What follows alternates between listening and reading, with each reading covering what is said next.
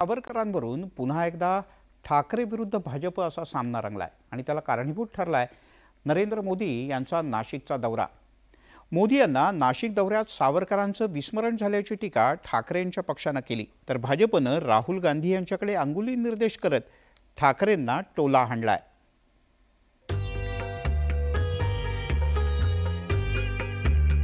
पंतप्रधान नरेंद्र मोदींनी नुकताच महाराष्ट्राचा दौरा केला। त्याची सुरुवात नाशिकमधून केली होती। नाशिकच्या काळाराम मंदिरात मोदींच्या हस्ते आरती करण्यात आली।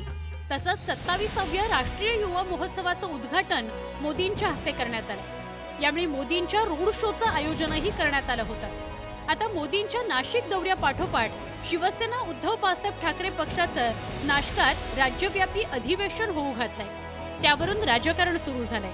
ठाकरेंच्या पक्षाने सावरकरांच्या मुद्द्यावरून भाजपवर शरसंधान केले। सावरकर सावरकर असा जप लावतात भाजपचे लोक, पण प्रधानमंत्री नाशिकला आले, काळाराम मंदिरात गेले राजकीय आरती करण्यासाठी, पण त्यांना सावरकरांचं स्मरण झालं नाही। शिवसेना उबाठानं सावरकरांच्या मुद्द्यावरून भाजपला घेरण्याचा प्रयत्न सुरू केला। या पार्श्वभूमीवर नाशिक दौऱ्यात उद्धव ठाकरे भगूरमधील स्वातंत्र्यवीर सावरकरांच्या स्मारकाला भेट देणार आहे। उद्धवजी ओझर विमानतळावर उतरून थेट भगूरला जाते। स्वातंत्र्यवीर सावरकरांच्या निवासस्थानी किंवा स्मारकाला म्हणा आपण, तिथे भेट देतील। स्वातंत्र्यवीर सावरकरांच्या मुद्द्यावरून ठाकरे आणि भाजपमध्ये अनेक वेळा वाद झाला। काँग्रेस नेते राहुल गांधींनी सावरकरांवर केलेल्या टीकेमुळे भाजपला ठाकरेंच्या पक्षाची कोंडी करण्याची संधीच मिळाली, तर मोदींच्या नाशिक दौऱ्यामुळे ठाकरेंच्या पक्षाने भाजपवर टीका केली।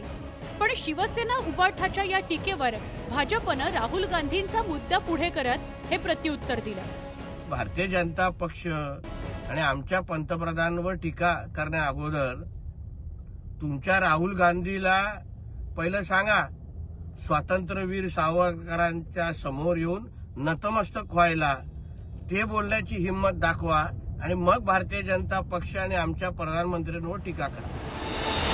सावरकरांच्या मुद्द्यावरून भाजपप्रमाणेच शिवसेनेनं वेळोवेळी आक्रमक भूमिका घेतली आहे। 2004 मध्ये तत्कालीन पेट्रोलियम मंत्री मणिशंकर अय्यर यांनी अंदमान निकोबार भेटी दरम्यान सेल्युलर जेलमधील स्वातंत्र्यवीर सावरकरांच्या नावाची पाटी हलवली होती।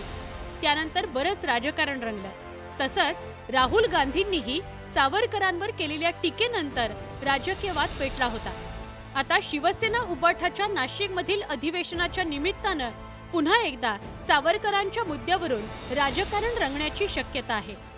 Bureau report, news 18 Lokmat.